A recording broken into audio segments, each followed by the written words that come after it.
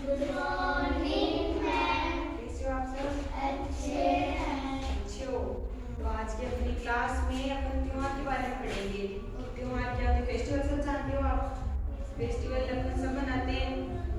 हमारे भारत देश में त्योहारों का देश माना जाता है हमारा भारत देश को, क्योंकि हमारे भारत देश में सबसे ज्यादा त्योहार मनाए जाते हैं। और त्योहार किस उपलक्ष्य में मनाते हैं?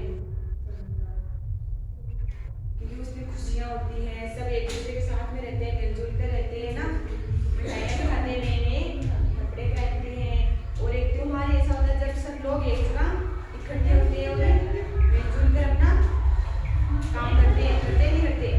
क्योंकि त्योहार में सब लोग एक जगह इकट्ठे हो जाते हैं। और हमारे भारत देश में मानता है कि त्योहार हर साल में वो त्योहार आते हैं हमारे, जैसे होली आती है, दीपावली आती है, लोहड़ी, दक्षिण पंजाब में लोहड़ी मनाते हैं ना, मुसलमान लोग ईद वगैरह ये सब करते हैं। तो इस तरह आज हम होली के बारे में जानेंगे कि होली का त्योहार क्यों मनाया जाता है और उसका क्या कारण रहा है। तो होली के त्योहार के पीछे एक कहानी है। हिरण्यकश्यप वो एक राक्षस था ना, उसने ना मतलब वो ब्रह्मा जी की उन्होंने आराधना तपस्या की थी।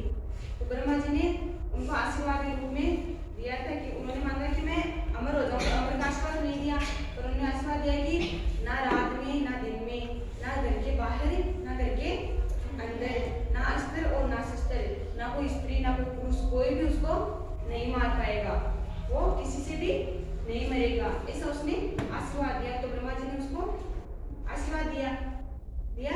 फिर वो वहां से चला गया और अपने राज्य में सबको ना ऐसे बोला कि मैं ही आपका भगवान हूँ, आप मेरी आराधना करो।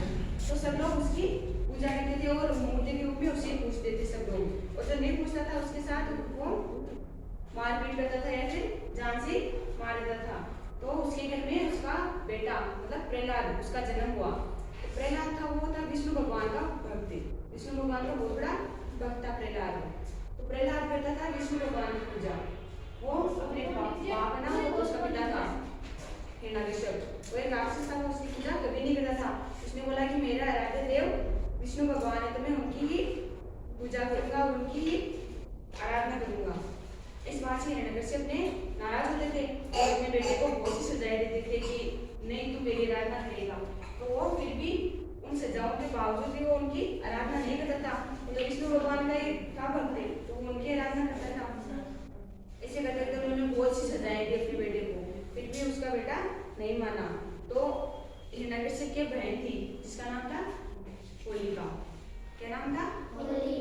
होलिका था उसका नाम। तो होलिका को वरदान था ये भी कि वो आग में बैठे तो वो जल नहीं सकती थी, क्योंकि उसके पास एक कंबल था जिसको ओढ़ लेती ना तो उसको आग से कोई फर्क नहीं पड़ता था। उस कंबल के अंदर से आग उसको कुछ नहीं कर पाती थी, वो आग में से वो जलती नहीं थी। तो उन्होंने एक योजना बनाई कि मैं प्रहलाद को अपनी गोद में लेके अग्नि में बैठूंगी ताकि प्रहलाद जल जाए और मैं बच जाऊंगी। तो वो प्रहलाद को अपनी गोद में लेके जलती हुई आग थी ना लकड़ी, वहां पे बैठ गई और वो सोल खुद ओढ़ ली कंबल तो, और प्रहलाद को ऐसे उठा दिया। वहां पर विष्णु भगवान प्रकट हुए और उन्होंने वो सोल उससे उतार के उस प्रहलाद को उसके उड़ा दिया ना, और वो होलिका थी वो ऐसे रह गई। तो होलिका उस आग में जल गई और प्रहलाद बच गया, क्योंकि उसने सच्चे मन से विष्णु भगवान की भक्ति की और वो सच्चे दिल से उनको माना, पूजा। तो विष्णु भगवान ने उसकी सुनी और उसको हर कष्टों से दुख से दूर किया। क्या नहीं किया? और होलिका थी उसके मन में बुराई थी, हिरण्यकश्यप था उसके मन में भी बुराई थी ना, तो उन दोनों की बुराई हारी और अच्छाई की जीत हुई। इसलिए हम होली का त्योहार मनाते हैं, क्योंकि उस पवित्र अग्नि में बुराई का नाश हो जाता है और अच्छाई की जीत होती है।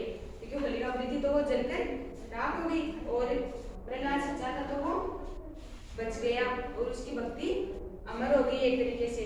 तभी आज प्रहलाद का नाम चलता है, सब जानते हैं प्रहलाद को, क्योंकि वो अच्छाई के लिए जाना जाता है और हिरण्यकश्यप बुराई के लिए जाना जाता है। जाना जाता है नहीं जाता? अब बताओ, देखिए सबको समझ में आई कहानी? ये किससे क्या सीख रही?